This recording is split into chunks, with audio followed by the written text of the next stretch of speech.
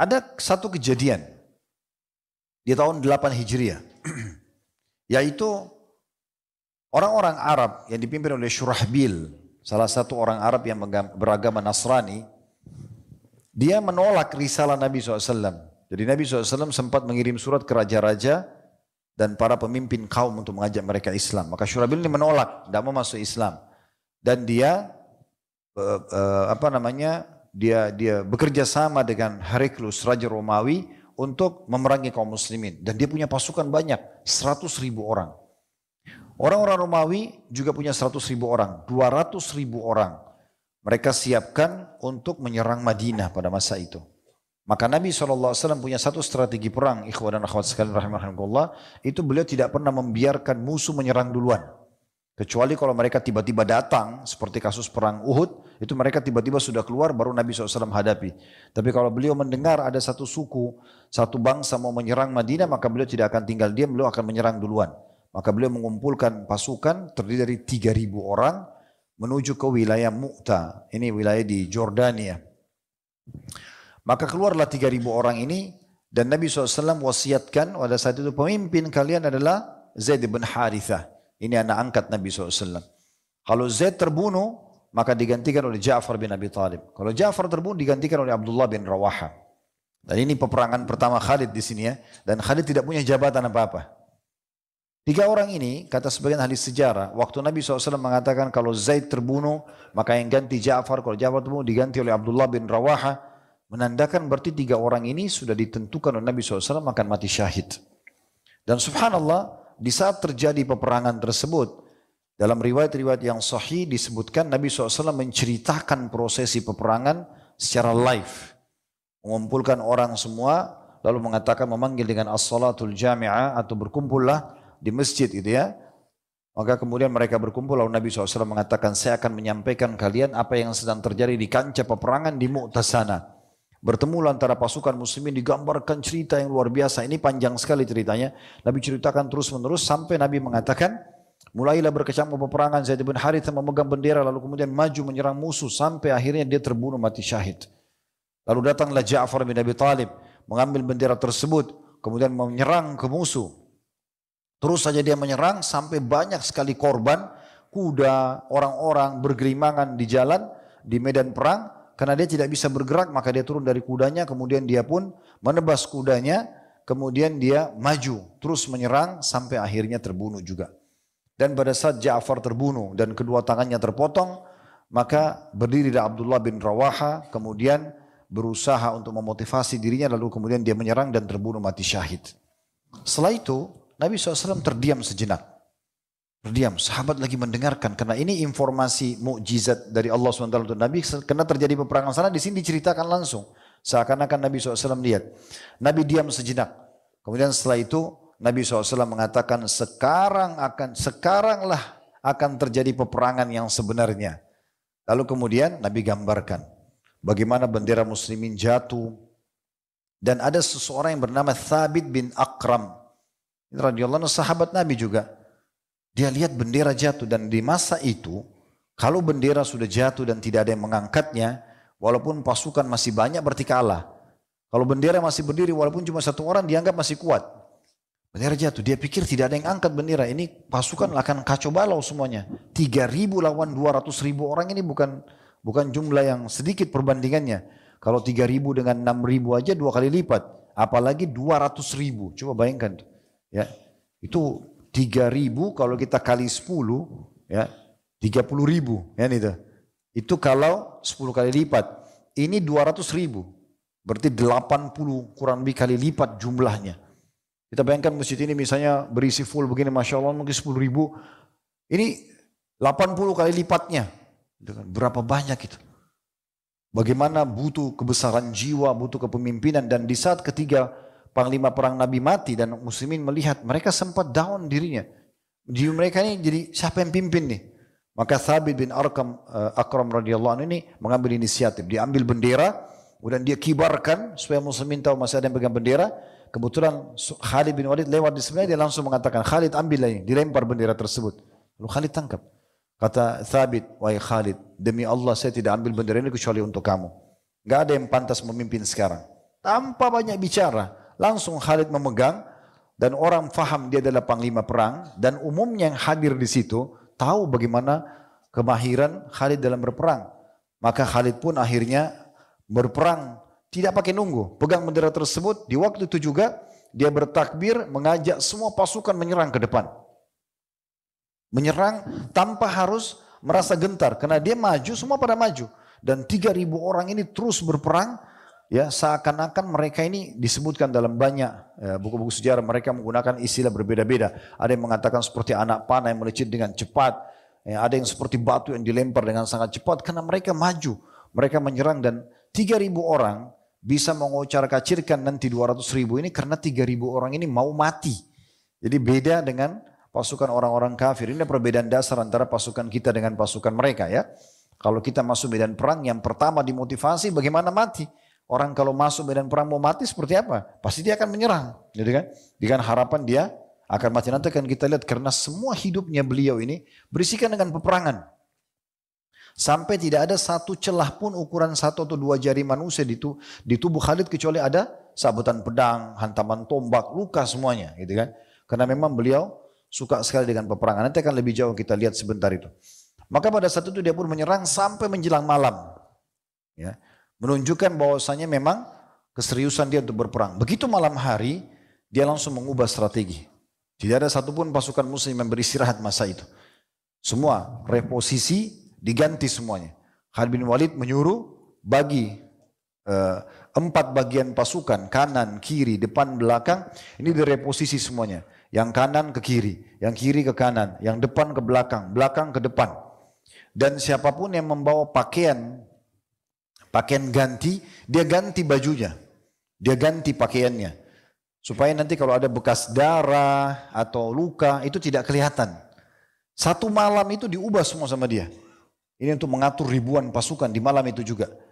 Kemudian dia membagi pasukan itu menjadi 4 bagian tetap dan setiap bagian dipecah lagi menjadi beberapa orang yang disuruh pulang ke arah Madinah. Disuruh pulang ke arah Madinah.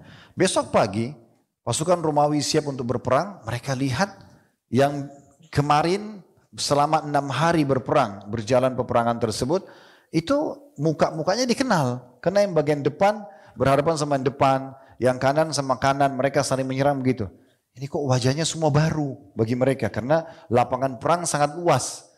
Maka mereka kaget, mereka pikir ini orang baru, pakaiannya juga berbeda, berganti, tidak ada tanda-tanda luka, gitu kan.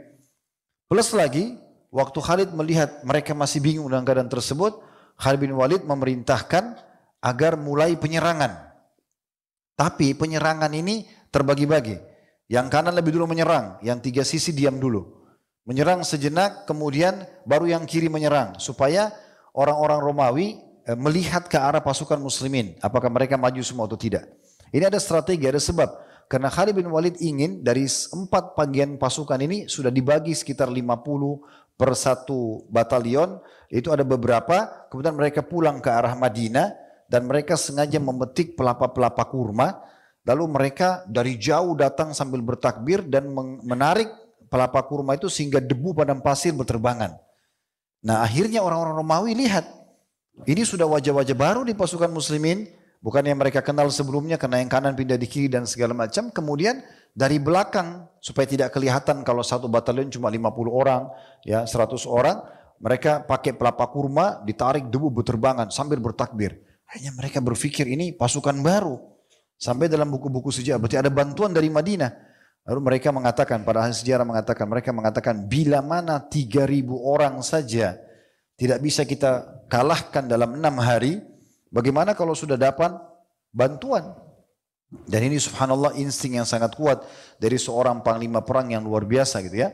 Nah karena keadaan ini, Khalid bin Walid tidak menunda waktu, di saat itu dia lihat mereka lagi kebingungan, mereka lagi ketakutan, maka dia langsung menyerang ya. Dan penyerangan ini dengan statement yang jelas. Menujulah ke bau-bau surga yang sudah tercium.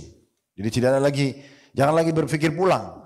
Ya, salah satu hal yang luar biasa dari strategi perangnya Khalid kalau masuk medan perang, beliau berharap tidak keluar lagi. Udah mati aja pada saat itu. Jadi luar biasa, penyerangannya memang maksimal karena berharap mati terbunuh. Maka semua menyerang. Di sini dinukil oleh para ahli sejarah seperti disebutkan Al-Waqidi menyebutkan dalam kitab Al-Maghazi, peperangan-peperangan Nabi SAW, mereka dibuat sangat ketakutan pasukan Romawi pada saat itu karena reposisi tadi itu dan juga adanya beberapa batalion yang datang seakan-akan dari Madinah. Dan pada saat itu lalu barisan mereka terbuka dan mereka terpukul mundur. Mereka menderita kekalahan dengan jumlah korban yang belum pernah dialami oleh bangsa manapun pada saat itu. Di dalam kitab At-Tabaqat, Ibnu Sa'ad mengatakan rahimahullah, kemudian Khalid mengambil panji lalu menyerang orang-orang Romawi itu, maka Allah mengalahkan mereka dengan kekalahan paling buruk yang pernah aku lihat, hingga kaum muslimin dapat menebas pedang-pedang mereka sesuka hati mereka. Peperangan itu ya karena luar biasanya dahsyatnya pada saat itu, Khalid menukir statement mengatakan, dalam perang ini terpatah ya pedang di tanganku itu 9 buah pedang ya, dan tersisa lempengan pedang buatan Yaman saja. Jadi memang luar biasa, kita bisa bayangkan kalau pedang bisa patah itu seberapa kuat dia mengayunkannya dan seberapa banyak. Kalau cuma satu orang duel mungkin tidak akan patah pedangnya, tapi mungkin sudah 100 orang, 200 orang pedang yang semua tangkis-tangkisan dan saling menyerang, ini mungkin bisa membuat patah. Bisa sampai 9 bilah pedang yang patah, ini luar biasa. Maka pada saat itu Khalid bin Walid pun mengatur lagi strategi luar biasa setelah banyak korban dari kalangan orang-orang musyrikin ini ya. Beliau pun akhirnya sudah mengatur sama prajurit panglima-panglima perangnya, mengatakan setelah kita melihat mereka kacau balau dan pada saat itu sudah banyak korban, terlebih lagi pasukan musuh ini memasang rantai di tangan-tangan mereka dan di belakangnya ada parit dibuat jadi supaya mereka tidak melarikan diri. Itu banyak sekali korban dan banyak di antara mereka yang jatuh ke parit-parit tersebut. Dan setelah melihat darah, orang banyak yang kocar-kacir lari sana sini, maka pasukan ini pun kalah. Ya, pasukan Romawi ini kalah, mereka terpukul mundur. Melihat kejadian tersebut, Khalid bin Walid mengaturkan dari malam harinya, setelah kalau ini strategi berhasil, kita harus mundur pelan-pelan. Dan mundurnya itu dengan rapi. Yang sisi sayap kanan mundur, sayap kiri mundur, tapi tetap dengan berhati-hati, dengan disiplin. Lalu kemudian depan dan belakang juga mundur. Pada saat pasukan Romawi melihat setelah mereka berdarah, banyak korbannya, pasukan muslimin justru tidak menyerang mereka, mereka jadi takut untuk menyerang kembali muslimin. Dan mereka khawatir jangan sampai ini hanya strategi perang saja. Maka mereka pun membiarkan pasukan muslimin mundur. Dan mereka takut nanti kalau dikejar, itu sampai berjarak 600 mil dalam beberapa buku sejarah disebutkan. Pasukan Romawi tidak mengejar mereka. Akhirnya pasukan muslimin berhasil meninggalkan medan perang dengan kecerdasan dari strategi perang Khalid bin Walid. Karena kalau dilanjutkan 3.000 lawan 200.000 ini bukan gampang. Walaupun banyak korban mereka. Bisa saja mereka mengatur strategi perang baru dan mungkin umat Islam bisa jadi korban. Dan dengan strategi ini tidak ada satupun di antara muslimin yang jadi korban. Akhirnya mereka berhasil pulang ke Madinah. Namun informasi tentang mereka tinggalkan medan perang ini disampaikan oleh Nabi SAW. Dipeganglah oleh Khalid bin Walid panji, inilah peperangan yang sedang terjadi, dia menyerang, dia mengatur strategi perang dan seterusnya. Sampai pada saat mereka sudah mengalami kemenangan atau hampir menang, Khalid bin Walid menarik pasukannya untuk meninggalkan medan perang.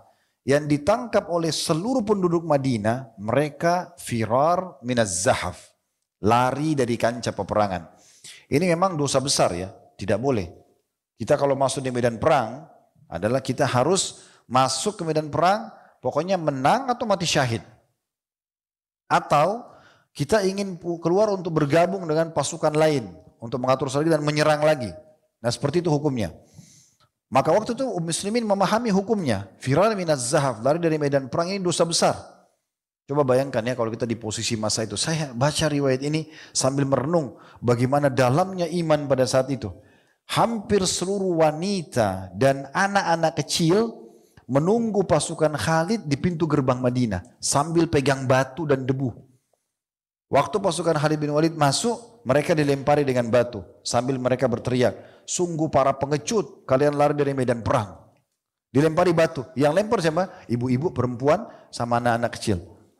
Kita bisa bayangkan bagaimana iman mereka pada saat itu. Mestinya kan seorang istri, seorang ibu kalau anaknya pulang gembira. Ini enggak. Malah dilemparin batu.